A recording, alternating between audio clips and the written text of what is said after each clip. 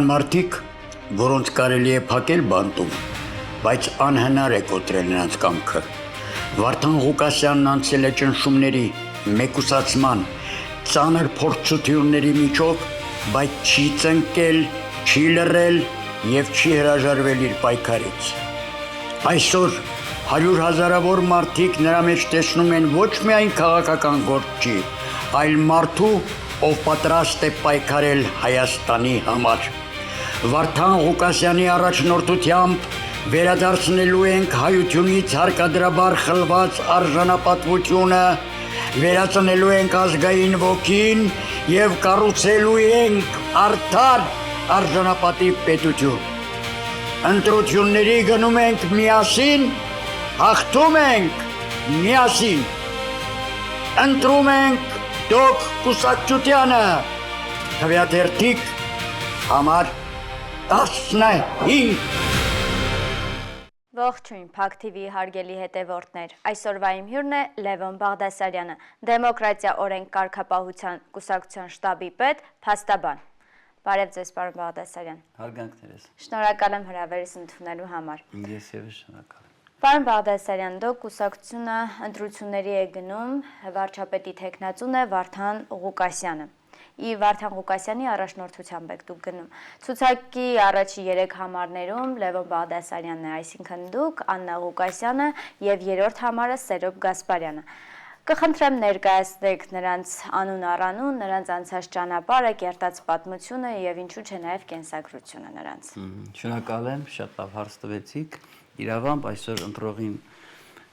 համար շատ կարևոր է, թե ովքեր են այն անձիկ, ովքեր հայտ են ներկայացրել ձևավորելու իշխանություն, գործադիր, օրենսդիր մարմիններում իրենց տեղ և դեր ունենալու համար։ Ասիկ Վարդան Ղուկասյանին ես կարծում եմ ներկայացնելու կարիք էլ չկա։ Ավելին ասեմ, մեր երեքին էլ կարծես թե ներկայացնելու կարիք չկա, բայց ես հակիրճ ներկայացնեմ։ Վարդան Ղուկասյան, մարդ անձնավորություն, ով այս 7 տարիների ընթացքում բացահայտեց տասնյակներով, հարյուրներով կոռուպցիա։ Անձ, ով կանգնեց իրավունքը խախտված, տոտալ ձևով անձանց իրավունքը խախտված գյուղաբնակների, քաղաքաբնակների։ Անձ, ով իր այս պայքարի արդյունքում դառավ համայն հայության ժողովրդի լեզվով ասած փրկիչը։ Այստեղ գիտեք հարց է բարձրանում, թե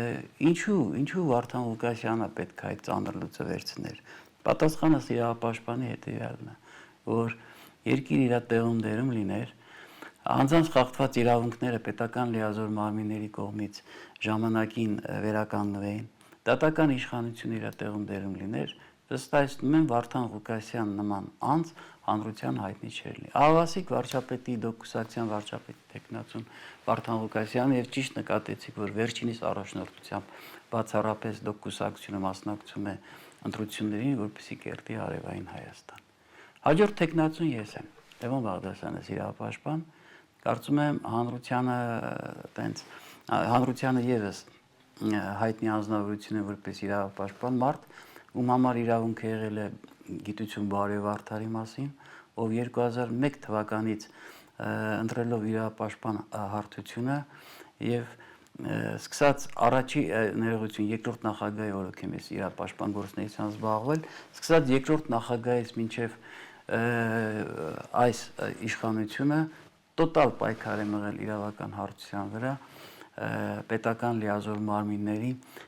մեղմ ասած ոչ իրավաչափ կամ անգործության վերաբերյալ։ Իմ կատարած աշխատանքը հայտնի է հանրությանը, որպես կանոն բավականին հնչեղ գործերում ունեցել եմ իմ դերակատարումը եւ անձանց խախտած իրավունքները վերականգնելու հետ կապված հաճախ հատուցել եմ եւ իմ առողջությամբ եւ իմ ժամանակով,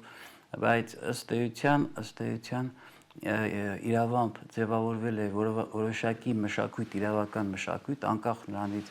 այսօր հասարակությունը գոհ է թե գոհ չէ, բայց դրա բացառապես կրողները եղել են իրավապաշտպանները։ Ահավասիկ հայտ եմ ներկայացրել Դոկ կուսակցության հետ միասին համատեղ եւս կառուցելու Արևային Հայաստան։ Հաջորդ թեկնածուն Աննա Ղուկասյանն է։ Ես շատ սիրով կներկայացնեմ Աննա Ղուկասյանին, ուղղակի այնքանով, որքանով անձը ծառայել է հատուկ նշանակության գերհատուկ նշանակության զորամասում, շատ բաներ չգիտեմ, որոշ բաներ էլ եթե անգամ գիտեմ, դա ըստ էության հրապարակման ենթակա չէ։ Ավելին Աննա Ղուկասյանի կատարած գործողությունները ռազմական ոլորտում հասու են պետական համապատասխան մարմիններին, այն ինչը որ կարելի է, ինչու չէ կարող են հրապարակել։ Աննա Ղուկասյանը իրավամբ կերտել է պատմություն։ Աննա Ղուկասյանն այն եզակի ռազմարվեստի, այսպես ասած, վարպետներից է, որի գործունեության շնորհիվ որոշակի հարթակներում, ինչու՞ չէ, ոչ միայն լոկալ, այլ նաև գլոբալ հարթակներում Հայաստանի Հանրապետությունը գրանցել է ռազմական հաղթանակներ։ Ընդամենը այսքանը կարող եմ ասել։ Եվ այո, Աննա Ղուկասյանի պես անձիկ, ովքեր իրենց կենսագրությամբ, նաև իրենց առողջության, եւ իրենց անվտանգության հաշվին, այո, վաստակել են այդ իրավունքը կերտելու արևային Հայաստանը։ Սերոբ Գասպարյանի մասին եւս կարծում եմ անհրաժեշտ չի շատ բաներ ասել, բավական է ասել Սև Հովաս, որի կրողն է Սերոբ Գասպարյանը, Ռուստամ Գասպարյանը, իրենց ընտանիքը, շրջապատը, մերձավորները, կառույց, որը առաջի Արցախյան պատերազմի ժամանակ իրենց ուրույն լուման ներդրեցին, որպեսզի թշնամուն վազել սովորացնեն։ Կառույց, որի ղեկավարներից եղել նաև Սերոբ Գասպարյանը, ով մեր ցուցակի երրորդ համարում ներողություն, չորրորդ է կարծես, երրորդ համարում է ներողություն, երկրորդ Արցախ մարտի ժամանակ հատուցեցին իրենց կյանքով, մասնավորապես ես նկատի ունեմ Գասպարյանների ընտանիքից հայր ու որդի զոհվեցին, թող լույս իջնի իրենց գերեզմաներին եւ ավելին դուք կուսակցությունը եթե գա Աստծով ընտրություններին լինի խաղացող օրենսդիր գործադիր մարմիններում տոտալ գնահատական ակտրվելու իրավական թե որն էր պատճառը որ Արցախյանաց վերջի 44-օրյա պատերազմի ժամանակ չապահովեց օդը, չապահովեց թիկունքը եւ ինչպես եղավ, որ Սև Հովազի հրամանատարությանը թուրքը այդպես թիրախավորեց, արդյոք կային ներքին տականքներ, դավաճաններ, թե ոչ, ինչևից է անցել է 44-օրյա պատերազմից արդեն քանի 4-5 տարի, հա, 6 տարի, արդեն 6 տարի, կարծես 3 էր, եւ բացարձակ ոչ միայն այս գործով, այլ նաեւ մնացյալ գործերով չի տրվել իրավական, գլոբալ իրավական գնահատականը չի տրվել, թե որն էր պատճառը, որ հարևան մելիքության այդ խաժամուժը, այսպես ասած, կարողացավ անարգել քայլելով եւ հազարավոր զոհեր տալով իրականացնել իրենց, այսպես ասած, ճակերտավոր օպերացիան։ Ահավասիկ ես ներկայացրեցի առաջի 3 խաղացողները վարչապետի տեխնացու Վարդան Ղուկասյանի գլխավորությամբ, առաջնորդությամբ եւ շատ ցանկալի էր, որպեսզի ընտրողը ինքը համեմատական անցկացներ մյուս քաղաքական միավորների առաջի 3 խաղացողների եւ այն 3 խաղացողների առաջնորդությամբ կրկնում են վարչապետի տեխնացու Վարդան Ղուկասյանի, ովքեր հայտ են ներկայացրել այս երկրում փոխելու եւ արևային Հայաստան կառուցելու համար։ Ես նաև արդից օգտվելով հարգելի Աննա տեղեկացնեմ, որ այս շարունակական, որ ընտրողը բացի հետևի կենսագրությանը կտեսնի, որ չկա մեկը, որը պատմություն իր ոլորտում չլինի։ Ունենք բժիշկներ, ունենք մանկավարժներ, ունենք հիմնականում նաև ունենք զինծառայողներ, ովքեր առանց բացառության իրենց գիտակցական կյանքում ծառայության ընթացքում իրավամբ հաղթող զինվորի տեսակ են։ Պարոն Բաղդասարյան, ձեր թույլտվությամբ մեր հանրությանը շատ ուրախ լուր հայտնեմ, որ Սերոբ Գասպարյանը արդեն իրավունք ունի այս քարոզարշավի ընթացքում նաև իր խոսքը ուղղելու եւ շուտով ինձ թվում է հանրությունը կլսի նաև Սերոբ Գասպարյանի կոչը եւ խոսքը։ Շնորհակալ եմ, Աննա ջան, բայց նաև ես արձանագրեմ որպես իրավապաշտպան, որովհետեւ ոնց որ հոգումը խիթարան կլինի։ Արձանագրեմ, որ այսօր դոկ կուսակցությունը բացառապես անհավասար պայմաններում է գնում։ Վարդան Ղուկասյանը այսօր բանտում է։ Եվ պատկերացրեք, եթե Վարդան Ղուկասյանը դրսում լիներ եւ միասին մարզեր այցելենք, դուք պատկերացրեք ինչ էր լինելու։ Սերով Գասպարյանը այսօր կալանքի տակ է եւ միայն այն հանգամանքը, որ կարող է կալանքի վայրից անել հայտարարություններ, բայց չմասնակցել նաեւ քարոզարշավին, դա եւս ցույց է տալիս այն անհավասար մթնոլորտը, որ մենք ունենք, բայց լինելով հաղթողի տեսակ, մենք ցանկացած վայրում, ցանկացած տեղում, օդում, ջրում, ցամաքում եւ այլն, մենք պատրաստ ենք իրականացնել մեր նախընտրական քարոզարշավը եւ հաղթանակով մտնել ԱԺ։ Պարոն Բաղդասարյան, դուք կուսակցությունը, ինչպես նաև համահայկական ճակատ կուսակցությունը միացել են իրար եւ լուրեր են պտտվում, որ ձեր միջև քաղաքացիական պայմանագիր է կնքվել։ Եթե կարելի է, կարող եք մանրամասնել, որպեսզի ժողովուրդն էլ իմանա ինչի մասին է խոսքը։ Նախ դա թյուր կարծիք է, դուք կուսակցության եւ համահայկական ճակատ կուսակցության մեջ չի կնքվել պայմանագիրը։ Ավելին, ես հիմա ավելի մանրամասն կասեմ, իրավամբ ճիշտ նկատեցիք, դուք կուսակցությունում կան նաև այլ կուսակցությունների, կուսակցության միավորումների, նաև անկախ պատգամավորների այդ ինստիտուտը, այսպես ասած, այո, մտել է դուք կուսակցության մեջ, բայց քաղ պայմանագիրը չի քնքվել այդ երկու կուսակցությունների մեջ։ Ինչի ստեղծվեց այդ քաղ պայմանագիր հասկացողությունը։ Ցավոք սրտի այս 30 տարիների մեջ դա հանրայդ փաստ է եւ հասարակությունը ժողովուրդը լավ է տեսնում, թե ինչպես են անձերը մտնում ազգային ժողով, մեկ էլ մի գիշերվա մեջ ճամբարափոխ են լինում։ Պատգամավորի առանձին տեսակով, պատգամավորների խմբերով եւ այլն։ Գիտեք, մենք վատ ենք ապրում, որովհետեւ շրջապատում բոլորը ոչ թե բոլորը քրոնիկ ձևի գնում է դավաճանությունը։ Մի բան է, երբ անձը գաղափարապես ֆիքսված լինելով, գաղափարական իր մոտեցումների կրող լինելով, նա գնում է այլ ճամբար, մի բան է, երբ անձին առնում են, անձին ծախում են։ Եվ ցավոք սրտի դա հանրայդ փաստ է եւ ԱԺ-ում բազմաթիվ են այդպիսի դեպքերը, որ մտնելով ազգային ժողով, ստանալով ընտրողի քվեն, եթե կուսակցության շնորհիվ մտնելով ԱԺ, մարդկանց ճամբարափոխ են անում։ Ինչպես են ճամբարափոխ անում պատգամավորներին։ Մեկին վախացնում են, մեկին ինչ-որ պաշտոն են առաջարկում իրանց հարազատներին, մերձավորներին, մեկի գիտակցությունն են փոխում, ինչ-որ այլ ակնկալիքներ տալով։ Եվ դա էր պատճառը, որ դուք կուսակցությունը որոշեց հնարավորինս չեզոքացնի այդ ռիսկը։ Եվ այն պատգամավորի տեխնացում, անկախ նրանից, անկախ պատգամավոր էր, դուք կուսակցության պատգամավորներ, պայմանական համահայկական ճակատից եկած էլի անկախ պատգամավոր էր եւ այլն, որոշեց քաղաքիրավական հարաբերության մեջ կնքել հետեւյալ լոկալ իրավական ակտը պայմանագրի տեսքով։ Առաջի հարցը, որ եղել է, նախ եթե դուք նկատել եք, դուք կուսակցության մարտավարությունը շատ կարևոր էր սա,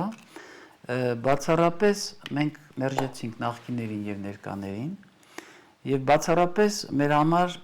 կարևոր չէր, թե տվյալ անձի գաղափարախոսությունը ռուսական է, եվրոպական է, արևմտամետ է։ Մենք ընդհանրապես հայտարարեցինք հրապարակային, որ մենք մերժում ենք ռուսաստրուկներին, մերժում ենք եվրոպաստրուկներին, մերժում ենք ամերիկաստրուկներին եւ այդպես շարունակ։ Մեր նպատակը նա է, բացառապես միասնական ուժերով մենք պետք է կերտենք արևային Հայաստանը։ Ինչի մերժեցինք նախկիներին եւ ներկաներին, որովհետեւ այս 30 տարիների ընթացքում մենք հասկացանք, որ վերջիններիս մեղմ ասած ոչ իրավաչափ գործողությունների արդյունքում Հայաստանը գտնում է այն վիճակում, որ վիճակում գտնվում է։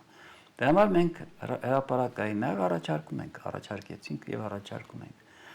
Վերջիններս պետքա ընդունեն իրենց սխալները հրապարակային, ներողություն պետքա խնդրեն ժողովրդից իրենց մեղմ ասած վայ արածի համար եւ մեղավորները պետքա ենթարկվեն պատասխանատվության։ Դրանից հետո դա ես եմ ասում արդեն իմ մասնավոր կարծիքն է, իրենք կարող են լինել մեր եղբայրները եւ քույրերը։ Պարոն Բաղդասարյան, կներեք, որ ընդհատում եմ, ինչ պատասխանատվության մասին է գնում խոսքը։ Գիտեք, երբ 30 տարվա ընթացքում որպես իրավապաշտպան պաշտոնապես հայտարարում եմ, գործում է Զորբաների ինստիտուտը, գործում է փողոցի արդարադատությունը, գործում է ընտրովի արդարադատությունը, երբ քաղաքացին իրեն չի զգում պաշտպանված, երբ քաղաքացին դիմում է դատական պաշտպանության process-ը տևում է 10 տարի, երբ դա քաղաքացին դիմում է պետական մարմիններին եւ մեղմ ասած ոչ մի արդյունքի չի հասնում։ Ինչի է Վարդան Ղուկասյանի ռեյտինգը բարձր, որտեղ Վարդան Ղուկասյանը ավելի շատ բան արեց, քան թե ցանկացած պետական հիմնարկ։ Ինչի է քաղաքացին դիմում Վարդան Ղուկասյանին, որտեղ Վարդան Ղուկասյանը ներողություն, որտեղ քաղաքացի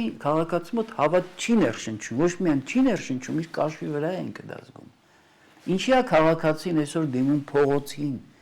եւ դառնում կներեք փողոցային, որտեղ իր հարցերը չի լուծվում այն պետական կոմպետենտ մարմիններին, որ պետք է լուծվի։ Դա է պատճառը, որ այսօր քաղաքացին տենչում է, որպեսզի Վարդան Ղուկասյանի մեկը եւ գա անի սանիտարություն մաքրես ավյան ախորները։ Ես միտքս եզրափակեմ քաղաքական պայմանագրի հետ կապված կիսատ մնաց։ Եվ երբ падգամավորի տեխնացուն գալիս է, հարցնում են, ընդունում ես կուսակցության գաղափարախոսությունը։ Ասում է այո։ Դու երկրորդ հարցն է տրվում։ Դու ընդունում ես, որ բացարձակապես դու ոչ մի ռեսուրս չես ծախսում այս բոլոր գործառույթների շրջանակում։ Դա իր սուղ, ես կասեի ավելի քան սուղ միջոցներից ծախսում է այսօր դոկ կուսակցությունը։ Դա էլ է ընդունում։ Երրորդ տարբերակը, եթե դու դառնաս падգամավոր, քո ազատ իրավունքն է, եթե դոկ կուսակցության գաղափարները արդեն քեզ չի հետաքրքրի, օրենքի ուժով դու իրավունք ունես քո մանդատը վայր դնես եւ հաջորդը գա։ Բայց եթե դու չես ցանկանում քո մանդատը վայր դնես, որովհետև մի հատ էլ վայ օրենք ունենք մենք Հայաստանում ողջված, որ падգամավորը ազատ է ճամբարափոխ լինելու հետ կապված արևոտ իր գաղափարական Հայաստանից, այդ ժամանակ դու ունես պոզիտիվ պարտավորություն, որպեսզի դոկ կուսակցությանը վճարես համապատասխան վնաս։ Դա ընդհանրապես արվել է նրա համար, որպեսզի այդ ռիսկը չեզոքացվի։ Դոկ կուսակցությունը երգա իշխանության, իրավունք ունենա գործադիրում եւ ազգային ժողովում խաղացող լինի, այսպես ասած, այդ օրենքը մենք հանել ենք։ Այդ օրենքը ըստ էության լավ օրենք է, բայց դա վերաբերում է բացառապես կայացած ցիվիլ երկրներին, որտեղ այո, падգամավորը իր գաղափարից ելնելով կարա գաղափարախոսությունը փոխի, բայց ոչ Հայաստանում։ Ինչի ոչ Հայաստանում, որտեղ մենք վերլուծեցինք եւ տեսանք, այս վերջի 30 տարիների ընթացքում հասարակությունը ինքն է տեսել մի գիշերվա ընթացքում ոնց են ճամբարափոխ լինում։ Այդ պատճառը դա է եղել։ Ամենը պատճառը դա է եղել։ Շատ լավ։ Պարոն Բաղդասարյան, այս 8 տարիների ընթացքում, ինչպես նաև այսօր էլ ժողովրդին փորձում են նյութապես փող բաժանելով, պաշտոնի տալով իրենց կողմը գրավել։ Եվ դուք բազմիցս հայտարարել եք, որ ընտրողին փող բաժանելը ոչ միայն հանցագործություն է, այլ ժողովրդի արժանապատվության դեմ ուղղված քայլ։ Ինչ մեխանիզմով եք պատրաստվում պայքարել ընտրակաշառքի դեմ, որովհետև դա այսօր էլ առկա է։ Միանշանակ ճիշտ եք, դա գլխավոր թեման է։ Ուղղակի ընտրողը գույնի հիմա պետքա լավ հասկանա, որ հայտնվել է ուժ իդեմս դոկ կուսակցության, ով ցանկանում է անել այս 30 տարվա սանիտարությունը անել, 30 տարվա ընթացքում էս թող ներվես ամբողջ կեղտը մաքրել եւ միասնաբար գնալ դեպի արժանապատիվ ապագա։ Ընտրողը գույնը հիմա պետք է հասկանա, որ պայմանական եթե թոշակառու է, հիմա ոնց որ ասում են տաքսերը բարձրացել են, այն ձայնագրիչները որ լսում ես 100,000, 150,000, չգիտեմ, մինուս պլյուս եւ ավելին այս վերջերս խոսում էին, որ նաեւ անձանց կատեգորիայի հիմնականում տարիքավորների, չաշխատողների, նաև պարազիտների, ովքեր սաղ կյանքում չեն աշխատել, անում են ամսական ինչ-որ գումար են տալի, ասեցին 100-ից 150,000, ամիսներ առաջ տվել են եւ ասել են, այսինքն խոստումներ են տալիս։ Ընտրողը, ընտրազանգվածը պետք է հասկանա, եթե թոշակառու ես, վերցնում ես պայմանական այդ 100,000 դրամը, հիշիր, առաջիկա 5 տարում քո թոշակը չի բարձրանա այնքան, ինչքան որ եթե դու չվերցներ, այդ քո վերցրածից մի քանի անգամ ավել ամսական կտրվածքով կբարձրանար։ Սա կարևորագույն հարց է։ Այն բիզնեսմենը, որ վերցնում է ինքը պետք է հասկանա, որ հարկային քաղաքականության ընթացքում իր բիզնեսը չի զարգանալ այնպես, ոնց որ պետք է զարգանար։ Ինչի՞, որովհետև այդ փողը երկնքից չի իջնում։ Այդ փողը տալիս է այն կառույցի կրողը, ով ցանկանում այդ կառույցը մտնի ազգային ժողով։ Մտնելուց հետո ինչ պետք է անի, օրենքներ պետք է սարքի, որպեսզի այդ գումարը մի 10 անգամ ավել հետ բերի։ Սա աքսիոմատիկ փաստ է։ Ավելին, անձամբ իմ կողմից հրապարակային հայտարարվել է, որպեսզի պետական լիազոր մարմինները ուշադիր, ոչ միայն ուշադիր լինեն, տոտալ ձևով պայքարեն դրա դեմ։ Հիմա պետական լիազոր մարմինը առերևույթ պայքարում է, ցույցատալի պայքարում է, բայց իրական արդյունքը որ չի գոհացնում, դա նշանակում է, որ եւս կասկածի տակ է դրվում ընտրությունների լեգիտիմությունը։ Մեր պայքարը այսօր նայա, որ բարձրաձայնում ենք, հայտարարություններ ենք անում եւ օրինակը մենք ենք ցույց տալի, որ մենք նման բան չենք անում։ Ինչա ձևերը չգիտեն, կուսակցության, տեսեք կուսակցության անձիկ պատմություն կերտած, տարբեր բան ճանապարհով անցած մարդիկ են։ Ձևերը չգիտեն, թեւանը չգիտեն, բայց մենք հայտարարել ենք, որ պետքա լինի օրենքի դիկտատուրա։ Եվ այդ օրենքի դիկտատուրան պետքա առաջինը մենք սկսենք մեզանից։ Եթե այդ բանի հետ կապված, իրավանորմի հետ կապված հարց կլինի, իրոք կպատասխանենք։ Պարոն Բաղդասարյան, տեղի ունեցավ Փարաքարի ընտրություններ, Գյումրիի ընտրություններ, Վաղաշաբաթի ընտրություններ, հիմա էլ պիտի տեղի ունենա համապետական ընտրություններ եւ ամեն ընտրություններից հետո, երբ որ ժամը 8-ին փակվում է բոլոր տեղամասերը, լույսերի անջատում է տեղի ունենում։ Նույնը նաեւ չի բացառվում, որ կարող է լինել Երևանում եւ համապետական ընտրությունների ժամանակ տարբեր վայրերում։ Որպես հայտնի իրավապաշտպան Լևոն Բաղդասարյան, ինչ հիմնական խախտումների վտանգ եք տեսնում այս ընտրական գործընթացում եւ արդյոք պետական համակարգը պատրաստ է ապահովել արդար ընտրություններ, չնայած իրենց ղեկավարների հանձնարարված գործերին։ Հարգելի Աննա, ես տարիքով ավելի ավագ եմ եւ իրականում եղել եմ պայքարող տեսակ, ուրում են 90-ականներին, երբ առաջին ընտրությունները սկսեցին, այն ժամանակ գալիս էին, sense ծոցերից հանում էին, լցում էին արկղը։ Ես պաշտպանել եմ լուսահոգի Արմեն Արմենակյանի շահերը, ով Մարաշի բնակիչ էր, Մարաշում բավականին հարգված, եւ այն աշճանի էին լցել, որ ընդհուպ արկղը գողացել տարել էին, հետո փոխած արկղը լցած բերել էին։ Առաջ ընկնելով ասեմ, եզակի ընտրությունն ա եղել այն տարիներին, երբ ամբողջ Երևան քաղաքում անցան այն ժամանակ իշխանություն կրողը ՀՀՇ-ն էր, Հայոց համազգային շարժում կոչվածներ, որի հիմքը իրանք դրեցին այս ընտրակեղծիքների եւ այսօր էլ սպիտակ ձեռնոցներով մասնակցում են ընտրություններին եւ խոսում են այսօրվա անարդարություններից։ Այ հիմա փորձեմ անկեղծ լինեմ։ Եթե այսօրվա ընտրությունը համեմատում եմ այդ ՀՀՇ-ի ընտրություններին, սարեր ձորերի տարբերություն կա։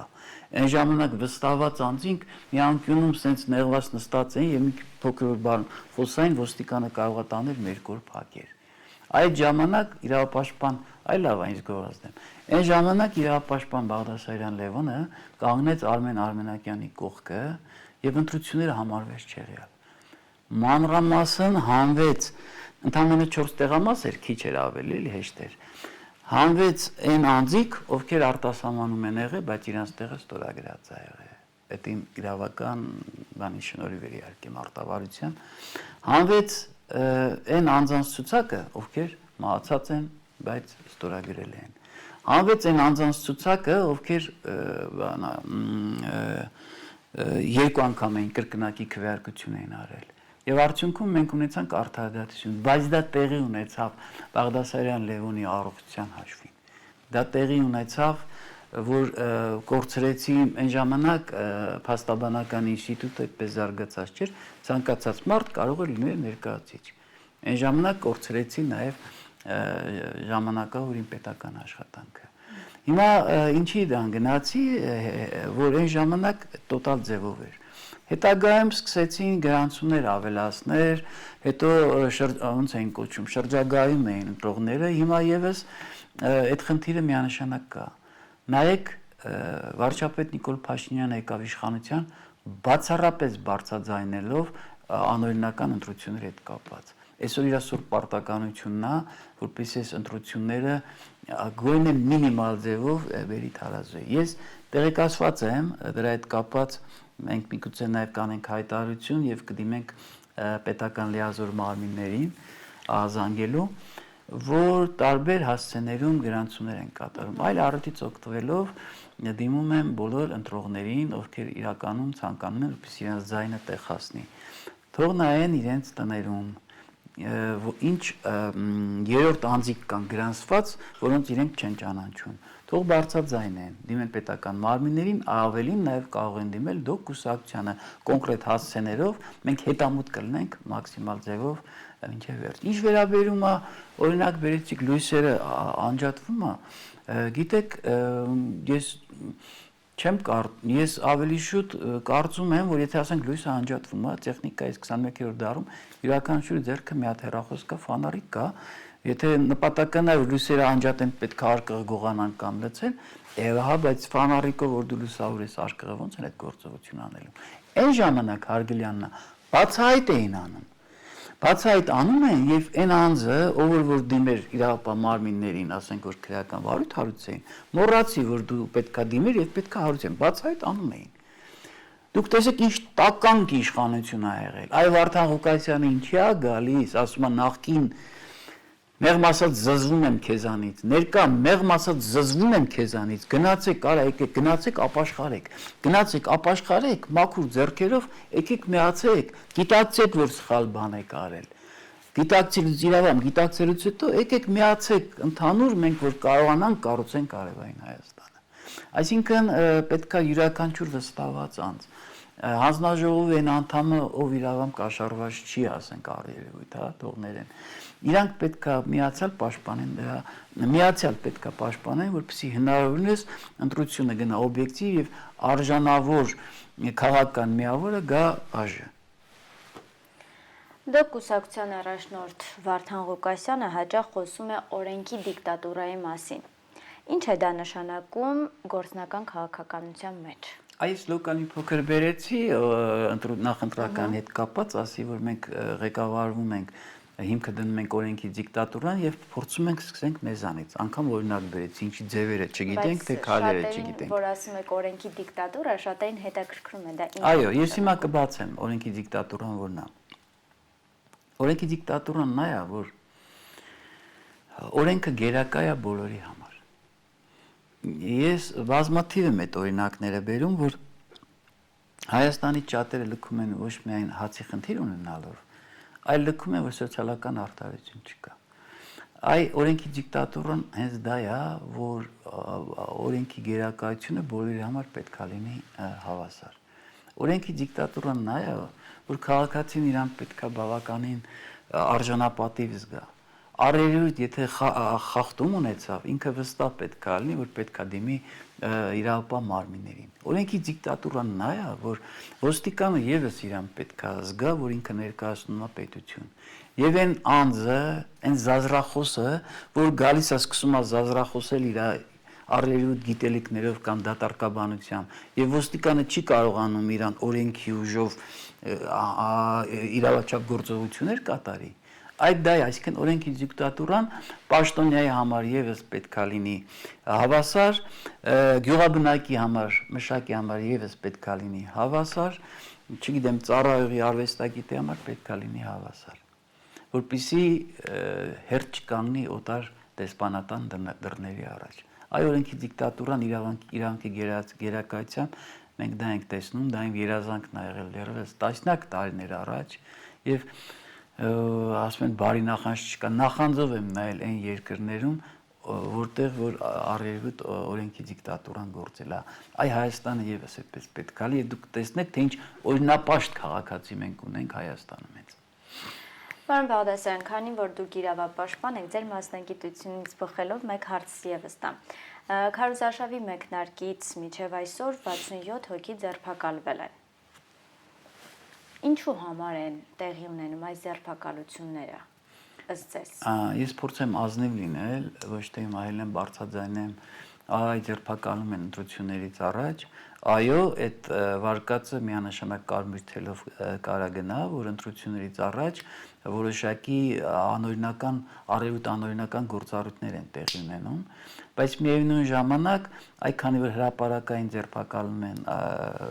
հետո կալանավորում են եւ պաշտոնական հայտարարում են, այլ նաեւ պաշտոնական դրա ընթացքը օրեկան ռեժիմով պետքա տան ժողովրդին։ Եթե պաշտոնական օրեկան ռեժիմով չեն տալու վերջիններից արած կատարած եւ այլն, ես իրավամբ ունեմ ողջամիտ կասկած, որ դա իրականում արվեց ընտրությունների հետ կապված։ Նայեք, առանձնապես ծանր հանցագործության մեջ են մեղադրում պայմանական մի падգամավորի տեխնացուի։ Ուրեմն ունես դու պոզիտիվ պարտավորություն նախ падգամավորի տեխնացուին ձերբակալելուց առաջ ավելի քան մաքսիմալ հիմքեր դու պետք է անունես, որ անձին կտրում ես դու եւ քաղաքական միավորին էլ թիրախավորում ես, դու պոզիտիվ պարտավորություն պետք է անունես այդ ողջամիտ կասկածի շեմը մաքսիմալի հասցնելու եւ ինչու՞ չէ, իշքան որքան է որ թույլատրվում է նախաքննության փուլում որպես նախաքննության գաղտնիք, այսպես ասած, իրազեկես, մարդկանց պետք է իրազեկես։ Այն որ ես հիացած չեմ այսօրվա գործառույթներով իրապամարմինների, դա հանրայդ փաստ է, բայց նաև ցանկանում եմ արձանագրել, որ այնպես չի, որ օրեկան ռեժիմով հանցագործություններ տեղի չեն ունեն երկրում, ուղղակի այդ հարցության վրա լիազոր մարմինն պոզիտիվ պարտավորություն, որը որ հասարակական, այսպես ասած, հնչեղ գործերի շրջանակում է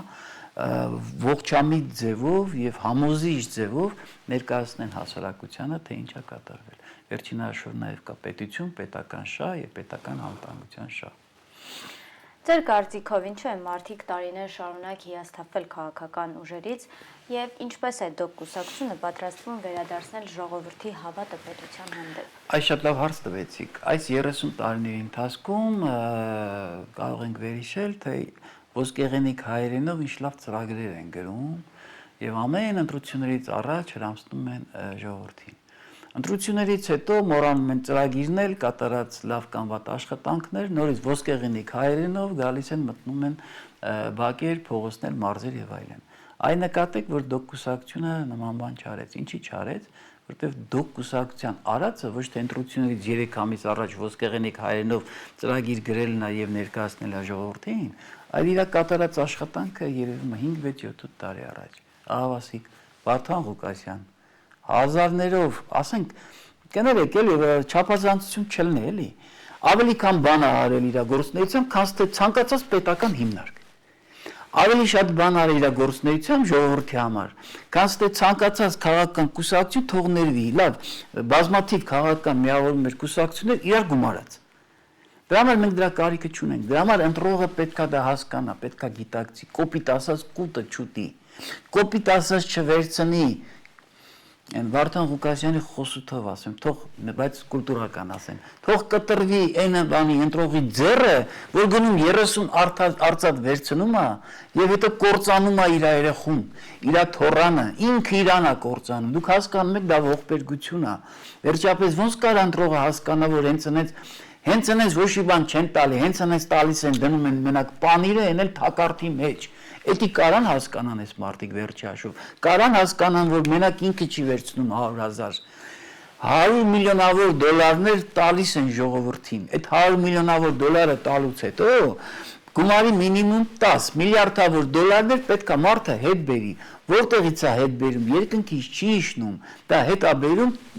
ամեն ընտրողի գրպանից, հենց դա հասկանան,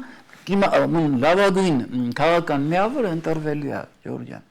Եվ հարցը ներողություն Ինչպես եք վերադարձնելու վստահությունը, ժողովրդի վստահությունը եւ հավատը պետության հանդեպ։ Այն գործնեության, որ նախընտրականում մենք անում ենք։ Այդ թող հիմա դնեն նայեն, թե որ քաղաքական միավորը ինչ ձևի գործողություն է իրականացրել եւ այս նախընտրականում ինչ ձևի գործողություն է իրականացնում։ Ավելին ասեմ, եթե համացանցը ում որ հասու է համացանցը, սոցիալական ցանցը, թող մտնի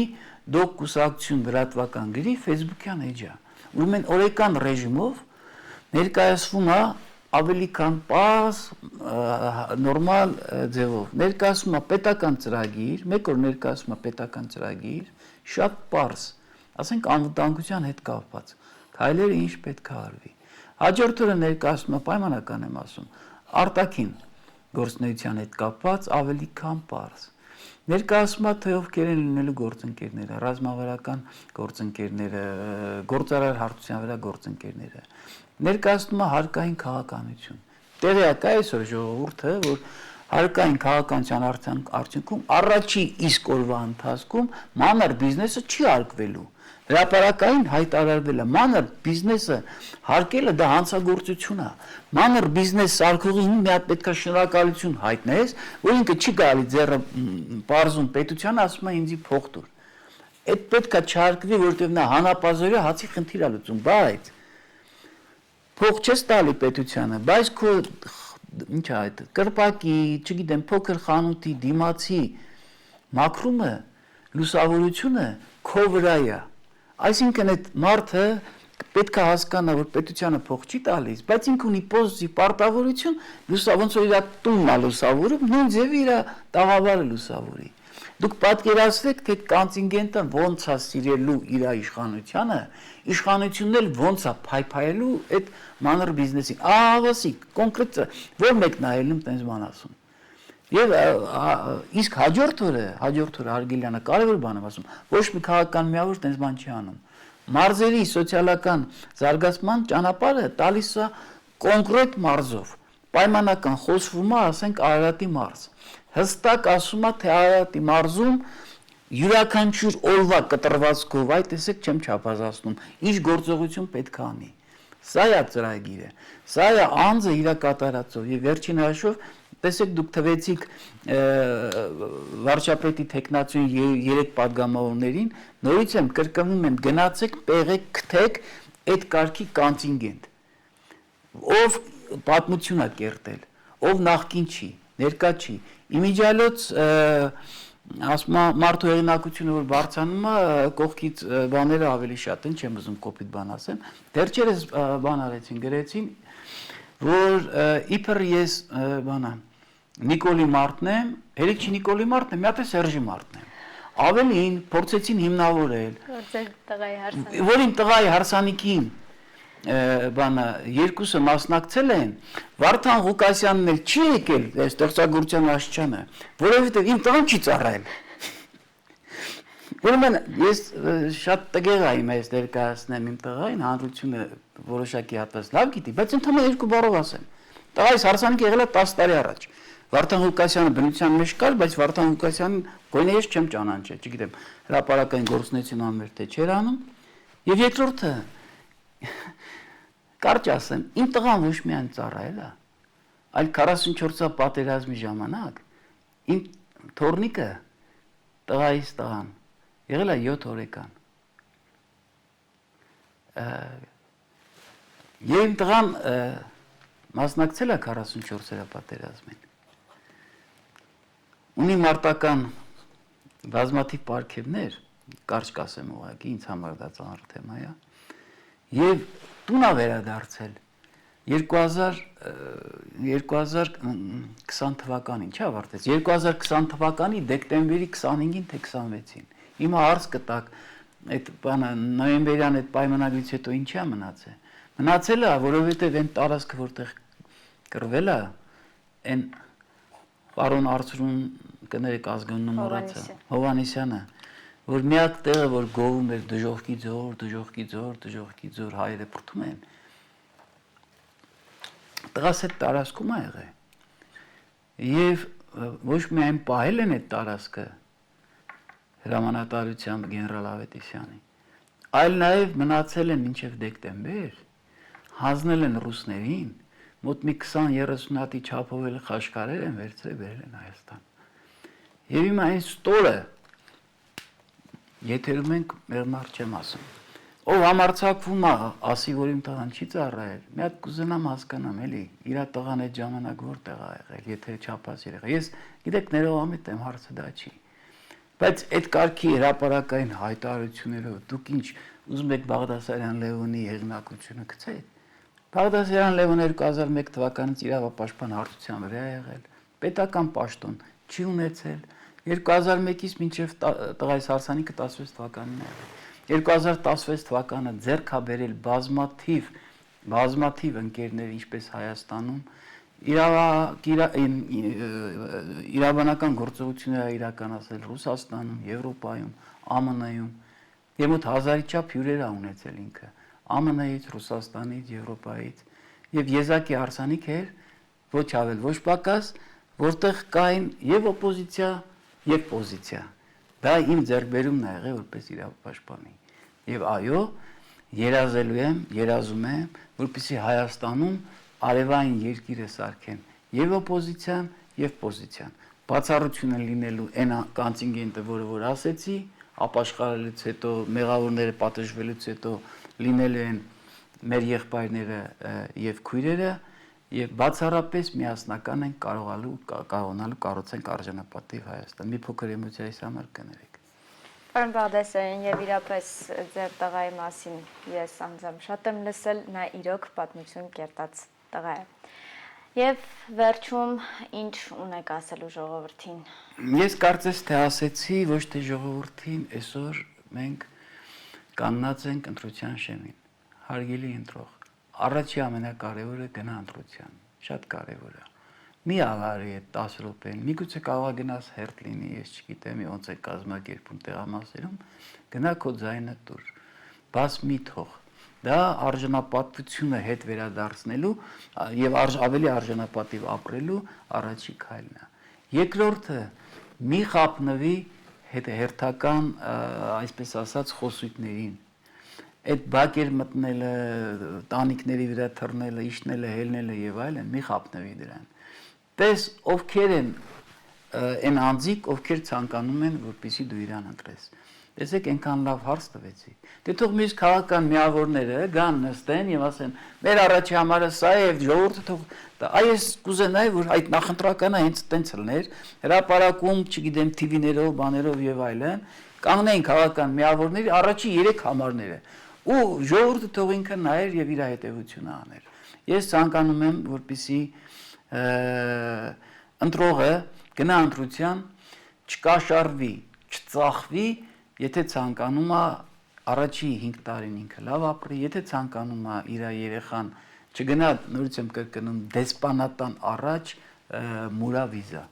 մուրա արտոնություն, որ գնա հացի խնդրի լուծի։ Մեր այսպես ասած կարգախոսն է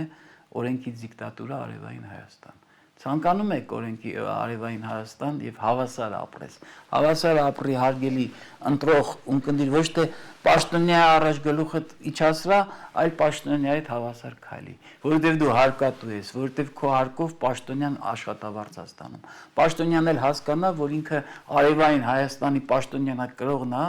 եւ թույլ չտա, որ ամեն մի զազրախոս էլի նկատի ունեմ իրապահներին, գա իր դեմը կանգնի, ինքն է գլուխը կախի, բայց իրապահը եւս պետք է իր տեղում եւ դերում լինի։ Օրինակ, ասեմ կարճ ավարտեմ,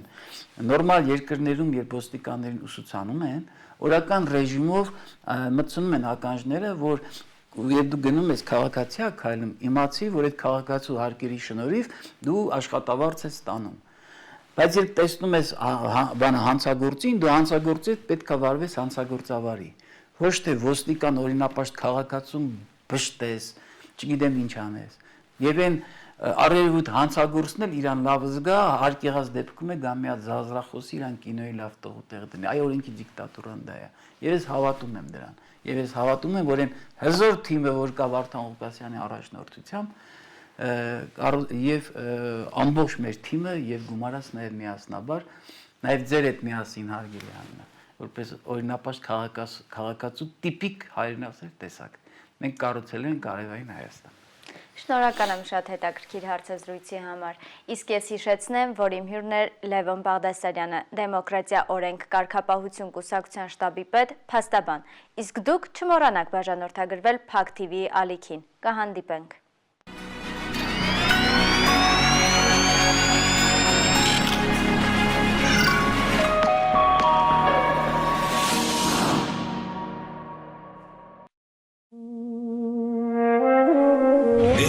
Տոգին, եթե ծախվել ես, մի ընտրի տոգին, եթե ծնկել ես, մի ընտրի տոգին, եթե ևս տրկացել ես,